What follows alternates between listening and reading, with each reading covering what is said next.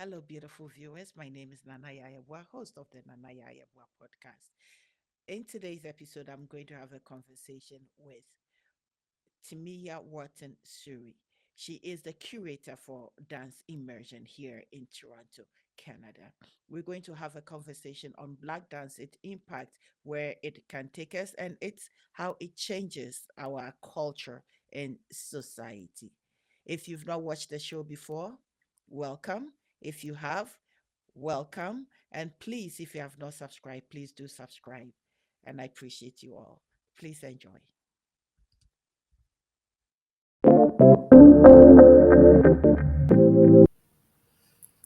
Hello, hello, hello, hello, beautiful people. Welcome back to the Nanaya Yabwa podcast. Today, I'm honored to sit with a woman whose work has shaped not just dance, but the cultural and communal fabric of Black arts in Canada. I am talking about our beautiful Timaya Wharton-Suri. Did I get the pronunciation correctly? Close, Timea. Timia, Yes. Timia Timea Wharton-Suri. Before I turn you into a Nigerian, right? Before we start. So, Timea is an educator, curator, producer, art executive, performer, mentor, and somebody who has spent decades championing artists and dance rooted in the African diaspora. She brings a rare combination of artistry and strategy. So, if I'm not mistaken, I got it that you hold a BA in dance from York University and an MBA specializing in arts and media management. It's like, ooh, girl, what a Yes. combination. Ooh. And so today you are the executive director or curator, executive director and curator for Yes. Dance Immersion. And guys, if you've not, Dance Immersion is a leading Canadian organization that has been in existence for decades. It's Yes. been in existence for decades. And your work has been to produce, promote, and support dancers and dancers of African diaspora. Oh my goodness. So today, it is my intention that we dig into your journey, Mhm. your values, your artistic eye, style, and your vision for Black dance in All right. Canada. Let's do it. Wow, that's a lot. Let's do it. Because you come with a lot. Thank you. When I Thank was you. doing the research, that was a lot. The impact is so vast. So yes. So my dear, let's get to your beginning. What sparked you? What interested you to go into dance? Yes. Okay. So I have an older sister, and she's a few years older than me. And so when I was 3 years old and she was six, she was in ballet and gymnastics. And so my parents had immigrated from Guyana, South America. Mhm. And we lived in a and they moved into a neighborhood they could afford. Moved into a Jewish neighborhood. And so they looked around and said, well, what are the kids doing? Oh, they go to dance. The little girls go to dance and gymnastics. So they put my sister in that. And I looked at both and I said, no, I want to dance. I want to do the dance. So they put me in ballet when I was that small.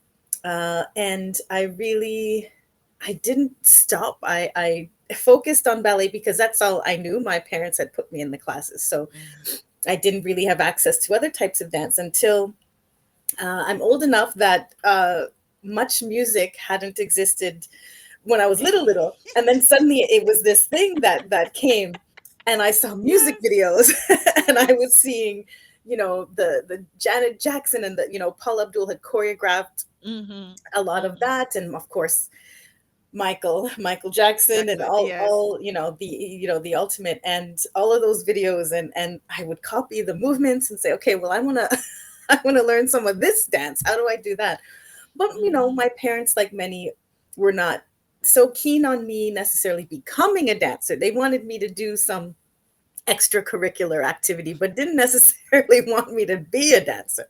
So I was only allowed to really stay into the one type of class. And but then when I got old enough, so in my later teens, I moved from just copying the music videos. I started to take different types of dance classes because I had a job, so I could pay, Yeah. help pay for that. And it was right. It was, age 18. You're having to decide where you're going to Yes. study next, and parents are, where are you going to Yes. study? Where are you going to do? And in my head, I was interested in a few things. I really wanted to dance, but I was, I knew that they weren't encouraging that. Mm-hmm. But so what I did was I did apply to York University's dance program, but I also applied for social work to another school, and oddly enough, in mathematics to another school. And so when Mathematics. yes, I love math. And so when the results came back, I had a choice, and I there was no hesitation. I said I'm choosing the dance program. Mm, And mm-hmm. that was life changing, of course, for everyone. That decision you make right there is Yes. life changing. Yes. And Yes. Yes. Yes. I Yes. yes, so I did my Bachelor of Fine Arts in dance, and it was actually in my second year. It's a 4-year program, and in the second year, I met someone who had just moved from Trinidad to New York, New York to Toronto, Ronald Taylor, and he was doing his master's at York University in dance, and he Mm-hmm. was looking to start a company here in Toronto. Mm-hmm. And so I auditioned, and in my second year, I also got to start to dance with him. And because he was developing his company, it was like we would rehearse more in the evenings and weekends. So I would do Mm-hmm. school rehearse with him, and then I started teaching dance as well. And his focus is really on Caribbean dance principles mixed with ballet. So it was a lovely fit for me. Mm. From there, I got the bug and started to take classes in different West African forms, and um, really expand my horizons from the very Western ballet bar to actually like, We woo, definitely don't dance no ballet. yes. So it was Mm-hmm. wonderful. And Ronald really gave me my first education on being a professional, on Mm-hmm. what it took in dance, in the behind the scenes, trying to build the company. We were all helping to do it, and all of that work. And his mentorship really uh, showed me what the sector was like, but also what the work was going to be if I wanted to sort of stay in Wow. dance, and what Black dance artists were facing differently Yes. than others. Yeah, Yes. so that's the beginning. Yeah. Well, you know what? But then you did mention what Black artists, dancers were facing then. Before I go to my next question, if you could, let's explore that theme. What were some of the challenges they were going through then? Yeah, and it's a wonderful connection actually to Dance Immersion pops up here, because Mm-hmm. with Ronald Taylor's company at the time, it was called Camboulet Dance Theater. Our My first paid professional performance was in Dance Immersion's first or second showcase ever. Mm-hmm. And so Vivine Scarlett is the founder of Dance Immersion, and built the organization. And she did so because our dances wouldn't be put on stage. So we're still, we're taxpayers, we're contributing all this work to society. Our dances and music are fueling cultures around Yeah. the world, Yes. but not taken seriously enough to be on the stages. And Vivian wanted to see her work on stage too, and our work on stage. And so she founded Dance Immersion. And that was one big thing. It's that no matter what, ours were sort of the fun, Mm-hmm. popular dances. The Western practitioners couldn't see the depth and the diversity and Mm-hmm. the spirituality in our work, and so it Mm-hmm. was just pushed to the side. Mm-hmm. And so Vivine and some others too, even Ronald, Patrick Parson, who had started Ballet Creole in Toronto, Mm-hmm. Charmaine Headley and Bakari Lindsay, who had started Koba, Collective of Black Artists. Mm-hmm. They were all, and Zelma Badu, these are all folks here, Zab Mabungu in Canada, pushing even the arts funders Mm-hmm. to look at what we're doing and say, hey, no, you're funding all of this. What about us? And Yeah. pushed. And so it was lack of access to stages. It was lack of access to funding. It was lack of access to deep training, Mm-hmm. at the higher education level, Yeah. all of those things. And so there was that. I was a young person though in the wave of that founder generation who was Yes. pushing. So I was a young person learning and helping as much as I little bits that I could while I was still just learning. Yeah. Well, that folds beautifully into the next question that I'm going to ask you, because I was looking at your background as, having a bachelor's in fine art dance, and then an MBA also in art and media management. Like, art, business, like, how do you pull this dual training, or how has it shaped your approach to dance leadership and, community building? Because I met you in a community. I saw Yes. the artist you were working with, you came with, and it's like it totally blew my mind. Yes. Well, first of all, what a important and wonderful question. So that beginning, so as I mentioned, I was always interested in sort of the math, the math side of things, and I had parents who were very much like, but what are you gonna do when you Mm, can't dance anymore? That sort of thing. mm, mm, mm, And I wanted to make sure, though, the one thing I knew is that I always wanted to stay in dance, even when I couldn't perform anymore. I always knew that I just want to mm-hmm. stay in dance. I don't have any prescriptions of how that will look, but that's what I Yes, wanted to do. yes, yes, And yes. so when I started with Ronald and saw, you know, there were the sort of business sides of trying to build the dance Mm, company, I said, I want to learn more about business. And I'm the type who goes sort of for the biggest level when I want to try to do something. I go mm, for, what's the sort of biggest way I can do this? So I decided I already had a bachelor's degree. I'm going to apply to do my master's degree in business administration. And mm-hmm. Schulich School of Business at York University has an arts and media management program. Oh, wow, I didn't know that. And so you learn the general business, but your stream, sort of Mm-hmm. goes into that direction. I also took nonprofit management courses while there. Mm-hmm. And so it profoundly, I mean, I was pretty young when I did it. Um, Yeah. it profoundly changed my view. And I know that those that I work with have also benefited from the Mm, time and energy I put into that degree because uh, one thing about business folks. I mean, I was a fish out of water in some senses, as you're suggesting, because they're there to learn how to make money. Not everybody, but most, like, this is what you do. yes. They're there to make money. But one of the beautiful things that they talk about was focusing on your core competency. And what they mean by that, of course, is what are you good at? Mm-hmm. If you focus on what you're good at, you will, in their minds, make money. But the way I reframed it was be successful in your own definition of what success is. And it sounds like a funny thing, but sometimes people want to be other things so much that they keep trying to push in a direction that's not for them.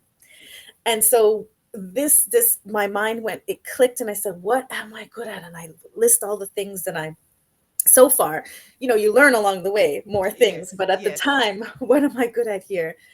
And and it profoundly changed the way I also view um, art. It sounds like a funny thing, but Mm-hmm. I would see people struggling or see performances Yeah. and go, what wrong here? And I could see that they, a lot of times, the artists were trying to be something, trying to emulate an artist they admire, Mm. trying to fit in. And I'm like, but you're not good at that. You have other gifts.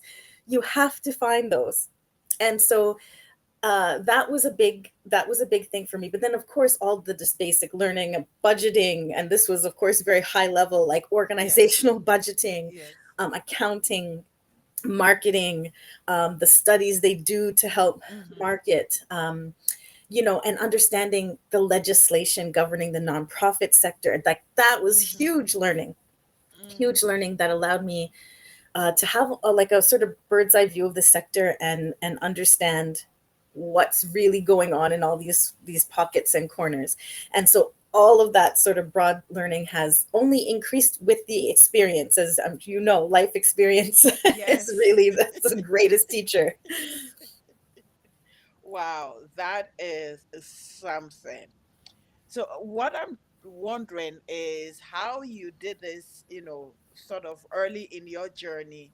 You are performing, you are studying, you are training. Like, how did you balance the discipline of dance with the freedom of creative expression, whilst you have to look at numbers still? Right. That part is not easy, and I will say, things always suffer. You know, if you're doing a lot, there's always bits of both Mm-hmm. sides that will suffer. But for me, I'm the type, like some people talk about, oh, I need work life balance, but their definition is more having more leisure time or things like that. But for me, the work life balance, like I feel guided by a purpose. And Mm-hmm. so I don't feel like, oh no, it's so much work. I don't know, I have to do this much. I love working because of the work I'm doing. So I just want to work all the time. Um, and so at the young age, it did strain though. I felt my creativity while I was doing my business degree and starting to learn the arts admin. It Yeah. did take away from my, I don't say your creativity is always there, but I mean the ability to delve into it and just get Yes. in and practice and play, because Yes. so I Yes. didn't have the playtime, but I knew I was making a choice, Mm-hmm. like everybody does, whether they realize it or not. We're making a choice. I made the choice to say, here's what I'm really good at, and I love the creation, and there are things in the creation process that I am really strong at, but I'm really like, I have a thing over here with the business and the eye to the vision, Mm-hmm. the visioning eye. That's not being, I love being in the nitty-gritty of the creation, but you have to give up something sometimes when you're trying to balance, right? And That's I, my challenge. yes, because otherwise you're like, what? Exactly, right? So I decided, I Yes. made the decision and I said, I love creating, but really, I visioning, Mm. building, strategizing. That's where it's even my passion really soars. Okay.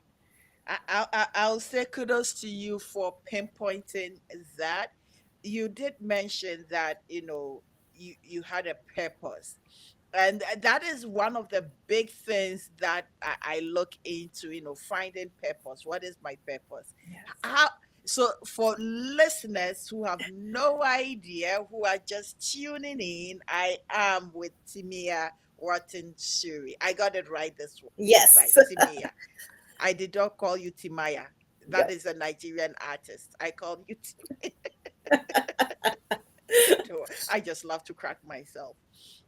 It's like truly finding purpose for somebody like me. And I say somebody like me because as I love literature, I love poetry, I love writing, I love storytelling, and I've taken it everywhere, whether in my nursing profession, now in management. That's what I utilize, the storytelling, in leadership. But sometimes I get all over the place that it's like, where am I going? Are you being a Yes. nurse, or you're a manager, or Right. you're a storyteller, or Yes. you're a spoken word artist? What the heck are you? And then it's like, in the midst of it all, I love stories, so I guess that would be my purpose as a Yes. storyteller. But if anybody is struggling, how would you define, finding purpose? And what are Hmm. some of the strategies you would encourage that person to utilize and Yeah. not be Well, as confused as I am? well, and I want to say, to tell everybody, if they don't know, you're a wonderful storyteller and cultural ambassador as well. Just had to say that.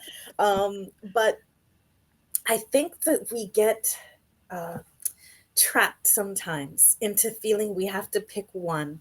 Mm, And so I found what helped me was to see, it may be a rare lane. You know, when they say find your own lane, find your own yes. path. It may be rare to have the business and the dance brain all, and to want to focus on sort of visioning for the whole sector and whole communities. Mhm. But that's with me. And so when I hear you tell your story, yes, storytelling, that seems like part of your purpose, but the care, that seems like your overall, I think our issue is defining. It's definition. I feel like we know our purpose, but we get locked in how to define it, or it doesn't fit in with what others around us may like or be doing. But when I hear you speak, I feel like this umbrella of care, a purpose of care, because for me, storytelling, you're caring by passing on Mhm. knowledge, traditions, passing on enjoyment, passing on connection. And to me, it's not as far away from caring for us an ill person, and then managing staff who cares for ill people, because they need care as well in the work that they do. So I think what happens is, when finding purpose, I feel like people, if you can step back from trying to pinpoint it into something narrow, and write down or think about whatever works best for you, record whatever works for you these days, all the things, yes, you love to do, but all the things you have found success at, even as a kid, just write that or say it or record it, Mm, and you'll probably start to see more of an umbrella, as mm. opposed to one thing or two things that are separate. I find that that's the problem, I think, in this capitalist sort of colonial way of looking at things. It's find the one thing you're good at, or find, and very much in Yes, caste system societies, what's the one thing you're good at? It's like, who yes. said it was one? you know I have been gloriously flourishing in my confusion of what I yes. want to do. And Yes, and exactly. And then I think that's the thing. Is it really confusion, would be my question. So that's where I think, if we step back and look, all it's a mosaic. That's the word I was looking for. More than it's even a umbrella, a mosaic. mosaic. Yeah. So if you take all these beautiful pieces, they might be different colors, cut from different materials, and Yes. then they form this beautiful picture. To Yes. me, that's our purpose. And so I would always encourage that stepping back, that writing down, again, not just what you found success at, but what you like, what drives you, what makes Hmm. you get up. Life is hard, especially the older you get. It's harder and harder and harder. And so what makes you get up, what makes you keep going, that plus look back. I know this is from business school. What did you actually find success at, even as a kid?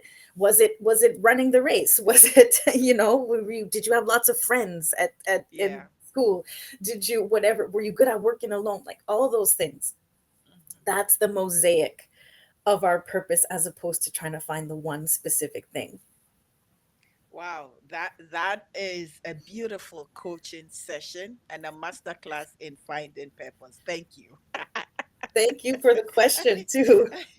I, because as much as I'll say I've gotten to a certain point in life that some people will watch me and say, "Oh, you've done A, B, and C," I often feel very lacking in the sense that there is more that I can do, and if the goal was to be Hadrika, 100%, I'm still around 40% with a Mm. 60% capacity to still explore.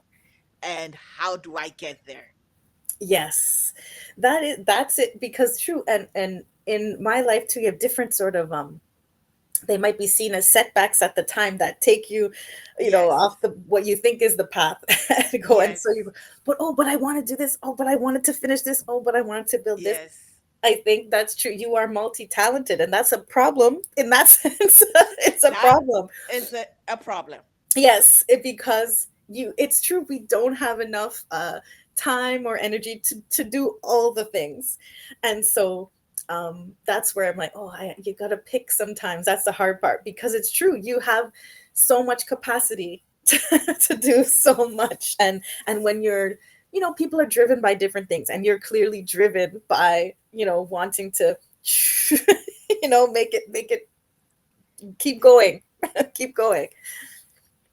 And I don't know. So that's why I say I flourish in my confusion. Yes. That am I happy when I am doing my podcast? I am absolutely delighted. Yes. Yes. Am I happy being on stage and doing Anansi storytelling? Yes, I am. Yes. When it comes to, getting things done in a management way, have I found a way to utilize, in leadership storytelling? Yes, I have. When I was at the bedside, did I utilize it? Yes, I have. I think so. The one strength thing is the application of storytelling. Mm-hmm. Yes. Oh, am I doing a session here that You I t- have to? It sounds like Nana Yaya is doing a self discovery with you. but that's just it. You found the link. You just put into practice exactly what I advise. Like, Look at all the things you do and are done. And then look, there is a connection. There really is always a connection. There really is always a connection. Thank you, thank you, thank Mhm. you. So, since you said that, let's look at, with you leading dance immersion and, institutional advocacy. When did you start your leadership in? Yes, great question. Okay, so I was, dancing, business school, all that. So all that's there.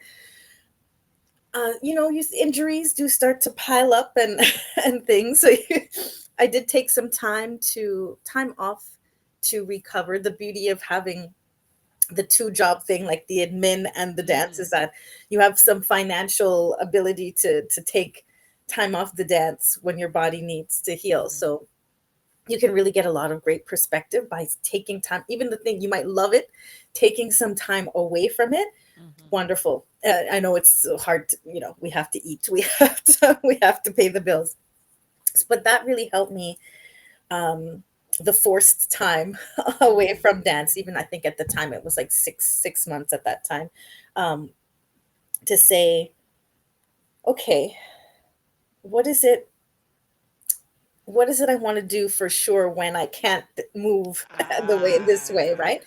And because I always had like vision of ideas of where I think society needs to go, where I think the sector needs to go, where I think I as an individual need to go, I said, well, then I need to sort of hone my skills or and knowledge about the broader sector and broader ideas. So I started to, I was young. I took the admin jobs I could. I was inexperienced, so you're building your Mm-hmm. experience. But I'm always doing research and extra work outside, Yeah. and was always really interested in the the the puppet masters, those pulling the strings. Like when I started to learn at business school about the government legislation Mm-hmm. governing media and arts and everything, it really fascinated me. So it was more studies about that. It's like, who's who's pulling the strings and why and how, and then how can I cut those strings, or or help to disconnect us from those Mm-hmm. chains, Mm-hmm. those lines.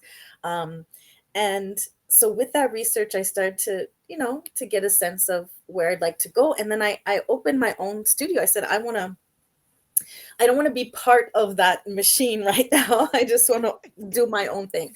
And I opened my own studio, Mm-hmm. and it was a business, not a not for profit. And so I wasn't. It's like you got to earn every dollar to keep it going, but Mm-hmm. it was this wonderful sense of,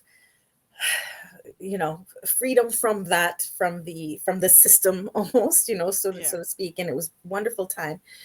So but then you're managing everything, so I had to manage everything. I had to direct everything. I had to sort of learn those skills or fail. Mm-hmm. That's what it's like in a business, right? And so uh I did, and I applied my uh education to it as well. And I that was a wonderful time of my life. But what happened was city of Toronto. And so my first studio, that building got torn down for Oh. condo development. I went through the stress of moving the studio, and a few years later, that building gets torn down for condo development. And I Again? said, I can't do this anymore. And at that time, I actually got invited to teach in Trinidad. And I Oh. said, I'm going. I'm going to teach dance. I'm going to go and help shape. At that time, as I said, I already knew I liked helping to shape Mm-hmm. things, and they were just building this dance program. And I thought, oh, great, I get to come in and teach, yes, but also help shape what it's going to Yes. be. And a few months into that, I think I told you this story at the Peace Festival with Darmini and friends had put together that Mm-hmm. wonderful event Mm-hmm. in Belleville. And I got bitten by a spider, and I had a horrible reaction to that, and I had to leave. Yeah, it was over.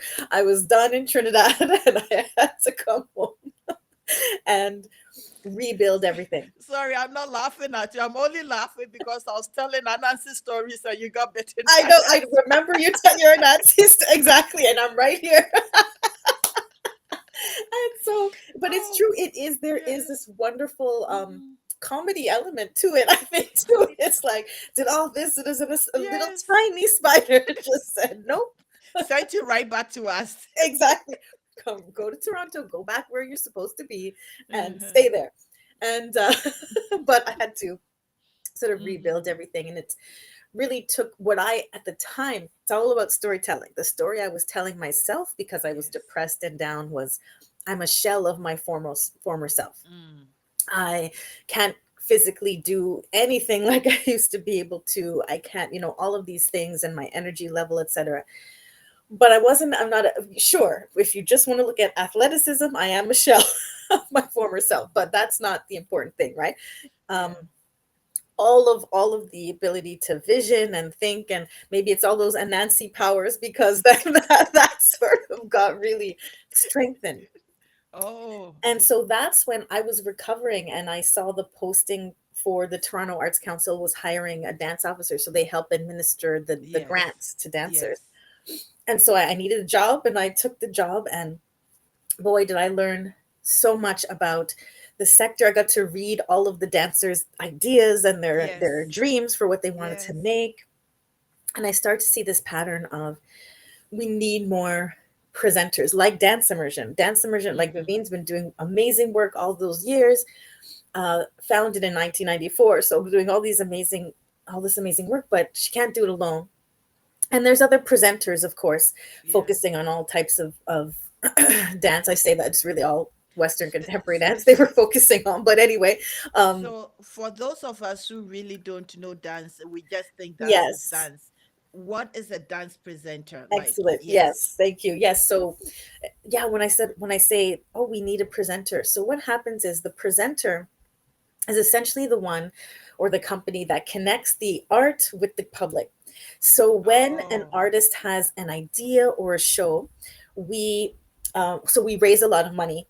Mhm. We raise money so that we can book and pay for the theater for them, the production team, do the marketing, do the promotion, sell the tickets, Oh, so that the artist, can uh, focus I on art. in an yes, the ideal world, they just focus on the art. Of course, that's not that's not a thing either, but more, because presenters exist. If you get picked up by a presenter, you can so much more focus on the thing you want to create. Mm. And then we collaborate. It's really a collaboration to then Mhm. bring this to the public. And so we do all of that production and administrative work.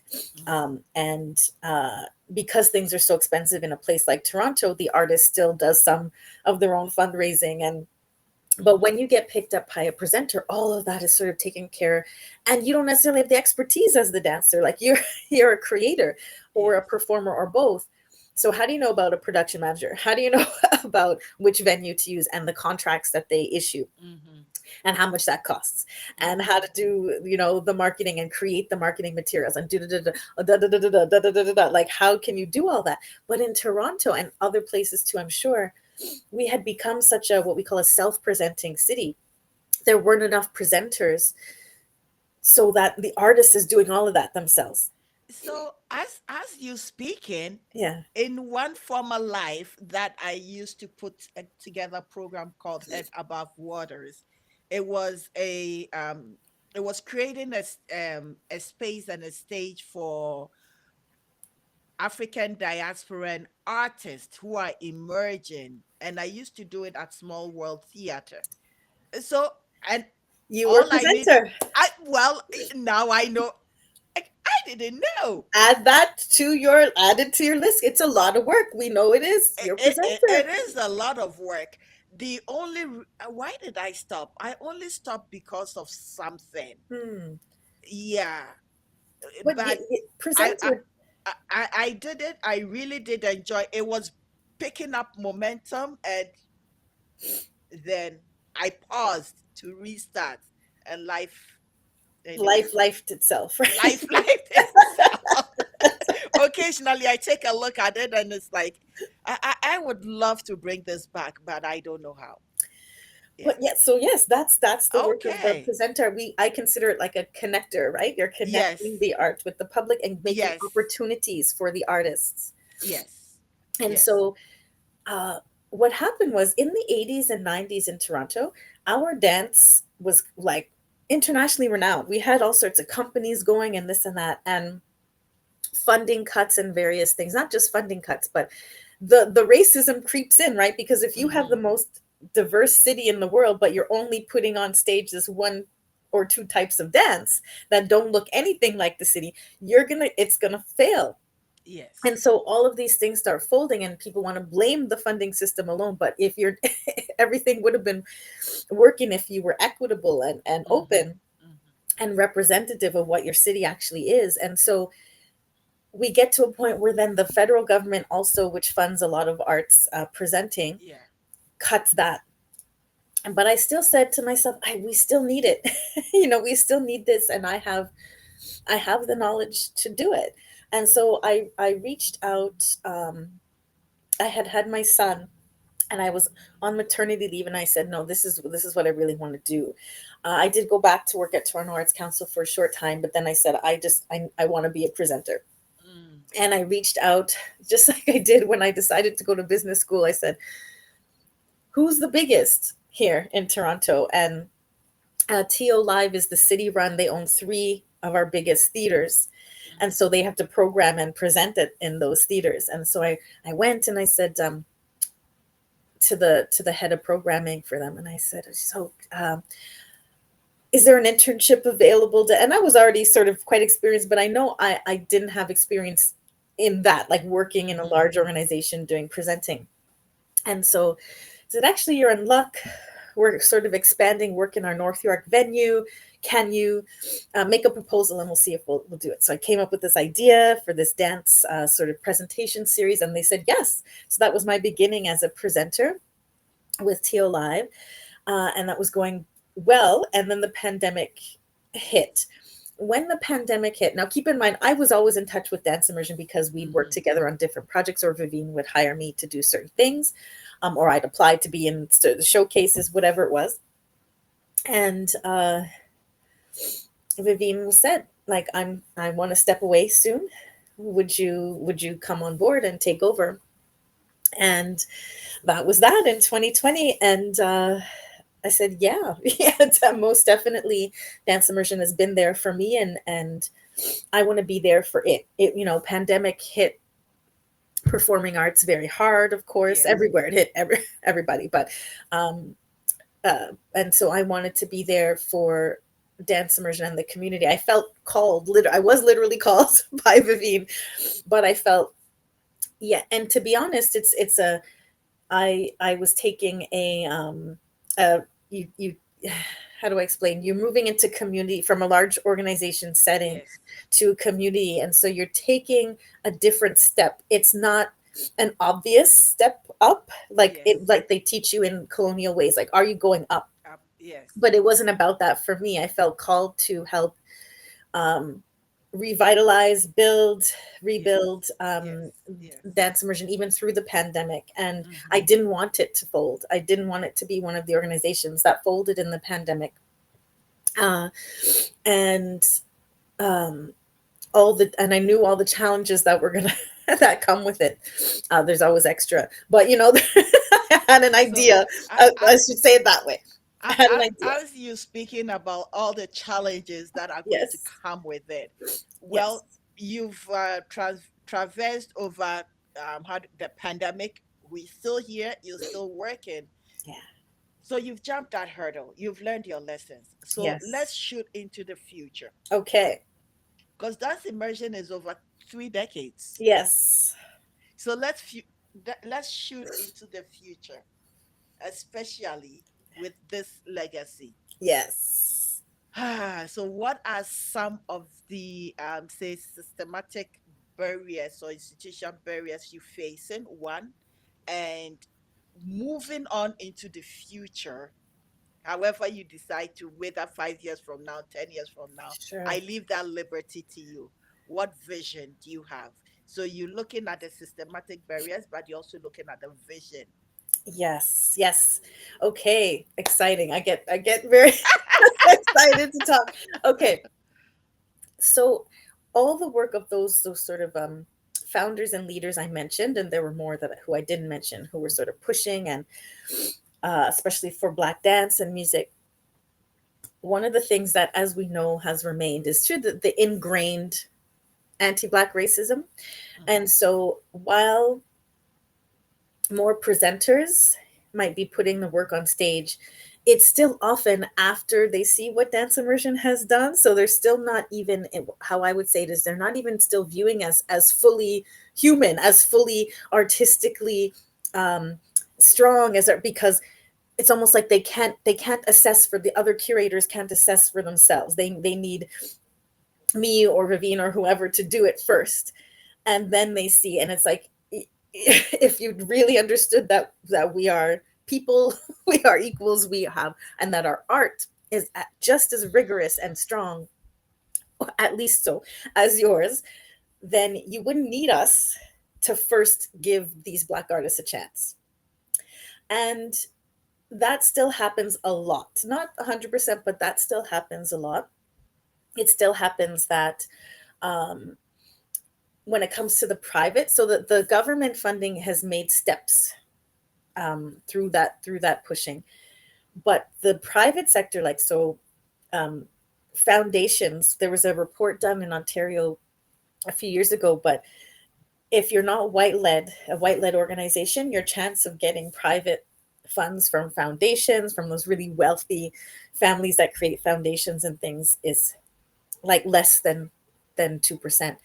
And so our growth stagnates because we're Black led, because we're Black run, focusing on African diasporic works that again are considered, oh wow, you people can dance, you people can make some lively stuff, but there's still so much of that lack of understanding of the depth and diversity of our work.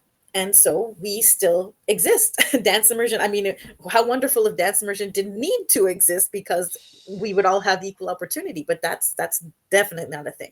The other thing is, um, a barrier is cultural. So even though if we say African diaspora, that's so diverse, It right is there, very so diverse. diverse.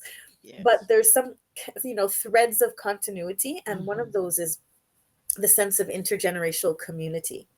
So if in the broader colonial mindset, youth, it's a separate, you always keep them separate from the professional. We are fighting through that, and Vivine has always done that as well. Like, we're fighting through trying to bridge that gap.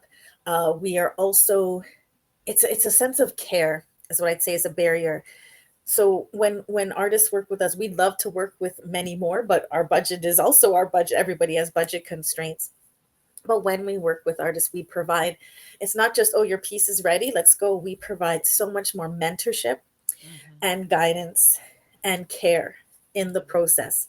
And so that is something that, it's not, I'm not saying we're the only ones, but certainly it's not easy to find in the development, and our communities are structured differently, or they were, you know. Well, you practicing, it takes a village, Yes, there, that's exactly it. And so that's or a barrier. Ubuntu. You are Ubuntu, because I am exactly, because we are. Yes. exactly. Yes. And I could go, I don't want to go on and on, but I'll say the one Hmm. huge barrier that might not be as obvious as what we've been taught about ourselves, especially those of us who Hmm. come from places where that were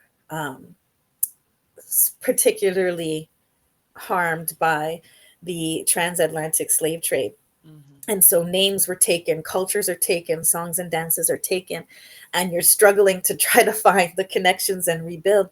But in the process, your self esteem and self worth can really be down. And so, such a barrier that is comes into play so often is the individual's self esteem here. They have ideas and vision, but their belief in themselves, and then in us as Hmm. black women leading this organization to Hmm. do what the bigger white organization can do, sometimes they don't believe. Sometimes they don't believe, so they don't support in the same way you would think that they would. So that is a barrier, but that does help fuel a vision, right? You have to look at what's Yeah. there. You have to look at where we are. And so, vision going forward, Dance Immersion has built up many years of wonderful, impactful services. What we're focusing on now and into the future is consolidating them into not sort of several different smaller programs, but a few different larger ones. Not Mm-hmm. only does this help make them more impactful, because then they become they become more known. First of all, they become we're more able to actually bring in support for them, and Mm-hmm. that means we could serve more artists. So Yes. they just grow and they're Yes. strengthened. So it's not new services necessarily, but we're Mm-hmm. consolidating them into bigger programs so we can help more people, raise more support.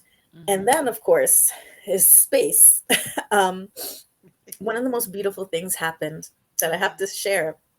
um, Toronto right now, so much discussion about space for the arts. It really, music was first hit with so many music venues closing down, Yeah. and then dance got hit. um, and dance is a very expensive art form. You got to pay people for rehearsals. You got to pay for the rehearsal space, and in Toronto, that's woo, all of that, and so Yeah. forth. And so, one of the things that we've been talking about in the whole community Mm-hmm. is getting together to try to build spaces. And there's been all sorts of surveys and assessments done. Yeah.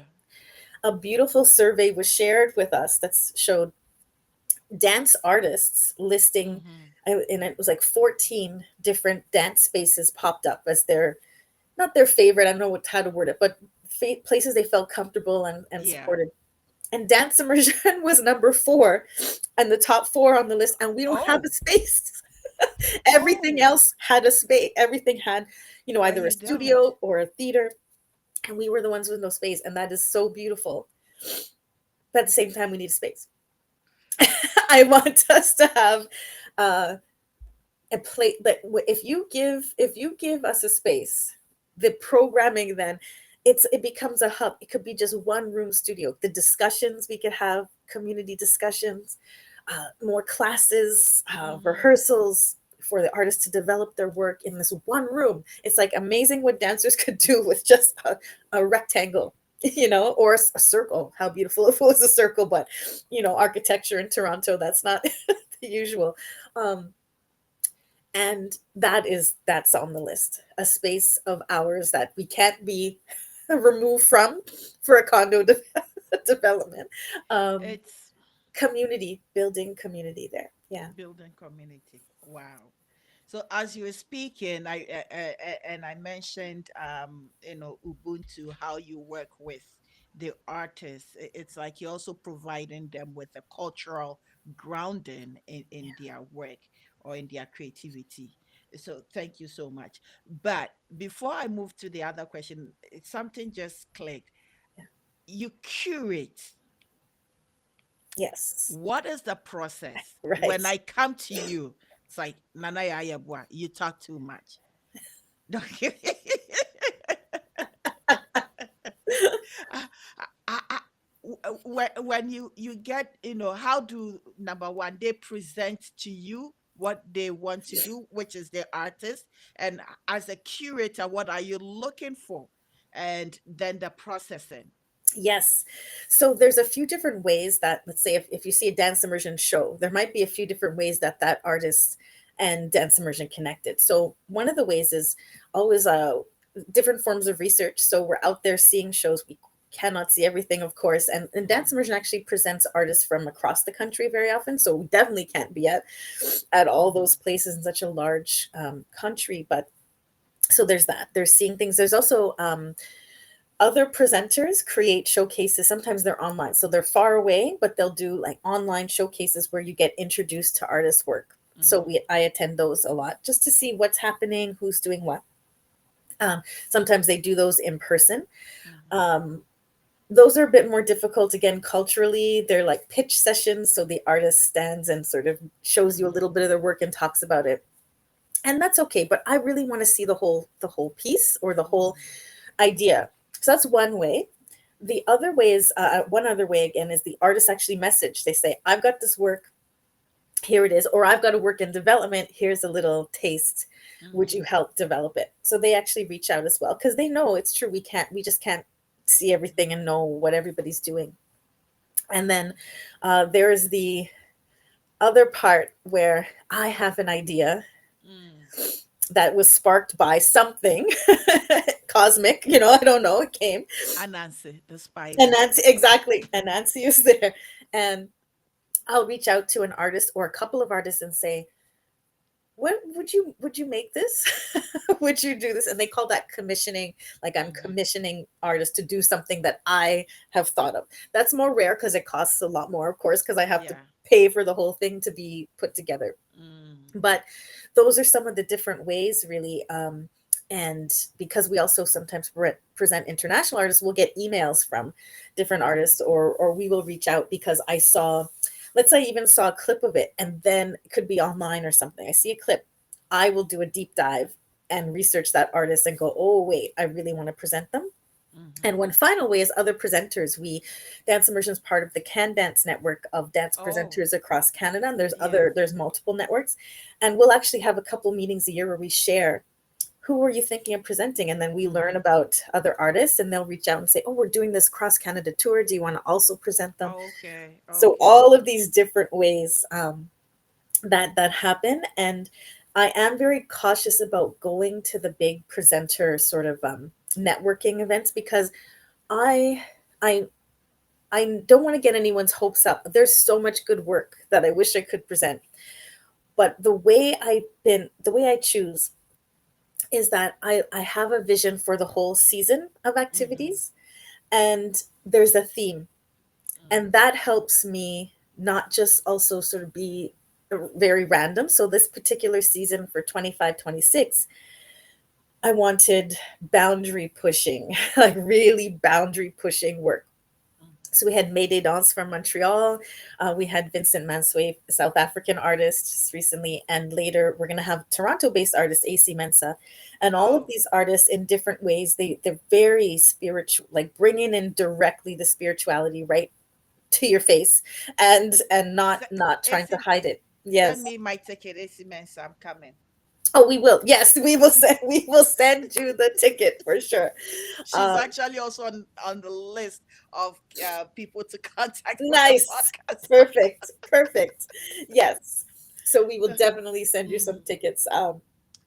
And so that is this, so so if I wonderful. have a theme, then it also Hmm. makes it easier to sort of streamline who comes in. And right now we've sort of been focusing on one international presentation in a season, building a work from the ground up with a local artist like AC. Hmm.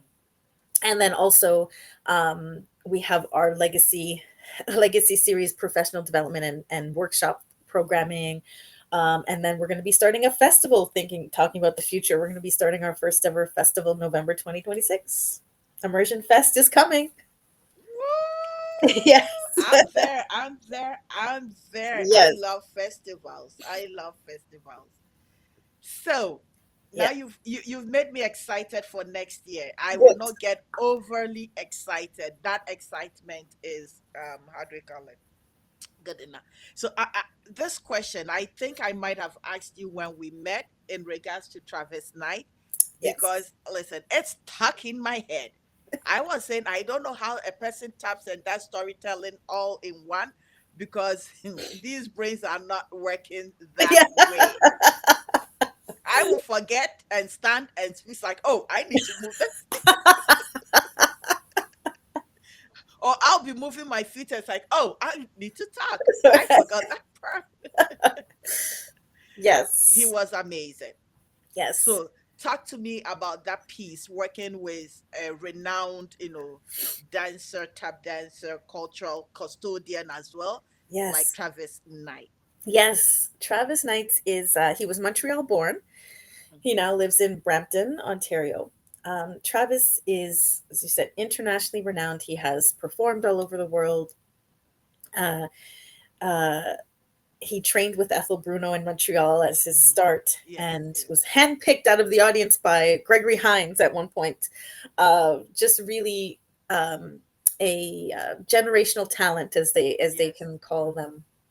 Um, who found his own gift. You know, his grandfather was a preacher. He found his own, or is finding his own voice as well in Yes. terms of speaking, in Mm-hmm. addition to the tap dancing. And he very much wants to help move us forward in whatever way that means. And so the vocal storytelling helps people really Connect.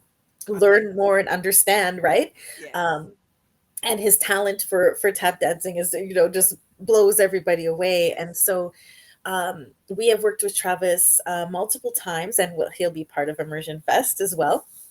And I'm double there. yeah, you're exactly. Or triple there. Yeah, there are people who will be coming because Mm-hmm. Travis is there, definitely. Because he also comes from an art form that it also has its some, you know, there's a lot of entertainment value in it, right? As Yes. well, it's Yes. like it's got all of those things. Mm-hmm. And he so when Darmini invited Dance Immersion, it was so wonderful to participate in the Our Peace Festival in Belleville Mm-hmm. in it was September 2025. Yes. uh I immediately thought, well, I'm gonna bring Travis. Like, right, it was it's just right there, because I knew it would be circular, sort of close community, Mm-hmm. and his type of work. It's meant to be right there, Yeah. right with you. And he told what he did for this particular piece was tell a story of tap dance's Yes. development in Yes. between dancing and stuff. I see, for a storyteller myself and somebody who loves history, most especially for our black and brown people, from where Yes, we coming from, it is very important we know our stories. yes. And so that is what drew me. It's like, okay. But also, as much as tap dancing is an African American art Hmm. form, many African dances have footwork. Yes, And we have so much variety, like you said, yes, of dances yes. that I look at it and it's like, my ancestors, these ancestors really are something else. That's the thing. When this is what I love about connecting our dances with people. Mm-hmm. We, I mean, the spirituality, the you can Mm-hmm. see the history, the present, and the future all in what's happening Mm-hmm. right there, and hear it. And so yes, there are, while tap dance as we know it came to be in the US, it's connected to these generations of many types, diverse types of footwork based and sound making, body Mm-hmm. percussion, sound making Mm-hmm. traditions. Mm-hmm. And then over here, of course, you get, oh, they take away your drum, so okay, we're going to find different ways to to still to do it, to still connect spiritually and to one another that way. Yeah. And so yes, so when Travis is doing it, there's this, it's extra special almost, because you have this historical, you see the history and the present in the footwork that he's Mm-hmm. doing, and you hear the rhythms and you hear the Yes. sounds. And you then, when he starts telling you more, it just, as you say, it just draw, oh, because we are in this society, we're so we're both visual, and we like to, you know, hear the Listen here. talking, we like to Yes. hear, that's Yes. how we learn. And yeah, it's just, it's so compelling. And so Travis is an artist that we continue to work with. And please do. The other reason why is that when you look at, say, tap dance and jazz, jazz started as a quote unquote black music, Yeah. but slowly it has. So it's like I look at today's jazz musicians and look at the history of jazz, it is Yeah. whitewashed. Yes. Yes. And it's the same with tap. It is Yes. also becoming, but telling that history, it's like it's rooted, it's grounded. So it's like, oh, yeah, I understand you. I Yes. know exactly where you're coming from. Exactly. It connects us. It connects us because And that's why I think folks like Travis are so important. Mm-hmm. There and in tap dance, he's rare. He's a rare, still standing Black Canadian tap dance artist that's professional, that does this full time. Yeah. It's like you can't, a needle in a haystack, right? And so Wow. because he also continues to educate himself, Yeah. it's very important. The griots are very important, and we need them to pass on this information, through, whether it's through stories, through dance, Mm-hmm. through music, or all combined into one. It's part of why I just Yes. do what I do. Yes. Wow, this is exhilarating. I think if we don't take care, we'll be talking about Travis, but this is not about Yes. Travis. A little bit is about Travis. So we've talked about so much, and I have so many other questions to ask you, but I'm going to be mindful of your time as well. And I think we might need to continue this conversation Yes. because there is more we can talk about your mentorship, etc. But we're going to leave here. Before we end this conversation, Hmm. where can we find information on dance immersion? And then Yes. last few words for the artist, for the for people like me who want to art connoisseurs. Since you're a curator, I can be an art connoisseur. Yes. Yes. That's right. Yes. Don't mind Okay. me and my shenanigans. So yes, Mm-hmm, first stop is always our website. So danceimmersion.ca. mm-hmm, And that, there you'll find, if you really want to dig through the site, you'll find what we do, what we've done, sort of our successes. yes. Um, our newsletter, you see a newsletter sign up there. Mm-hmm, We will send out usually once every 2 weeks, so we don't bombard you too much, but you'll mm-hmm, get news on what's happening, what we're doing. You'll be the first to see, boom, here's the next show coming out. Here's how yeah, you can get tickets. Social media, Instagram, Facebook, X, we're on yes, all of those things, TikTok, all those yes. things at Dance Immersion. Um, Really, whatever is your preferred way of connecting. Mm-hmm, Sometimes feel free to reach out with an email. Our emails are on the website, to learn more. We also, one of the best things people have noticed is if you sign up to be a volunteer, which is also on our sort of support page, mm-hmm. you get to volunteer at a show and see the show for free. You get to kind of be backstage, front stage. That's a nice incentive. Yes, there's perks there. You get a Dance Immersion t-shirt, you're you're all in, and we have a good time.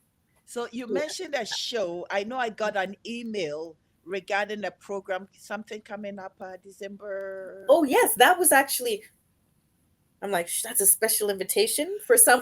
What we're doing is a supporter appreciation event. And one of the things we did is invite those who have been supporting us in different ways, but also those who are new connections like yourself.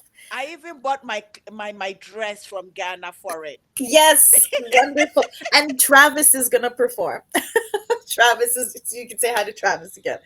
But yes, we wanted to celebrate those again who've been supporting us in all different ways, volunteers, venue space, to people who come see shows, but also again those of you who are new supporters. And I consider this to be a support, so I thank you so much for this opportunity to talk about Dance Immersion. It's a huge support. All of this, there's always ways we can support each other and promote each other too, without having to spend. If you don't have a dollar, you don't have to have a dollar, right? We can connect. See, this is what I always say. My intention of creating this platform is for our narratives to be told.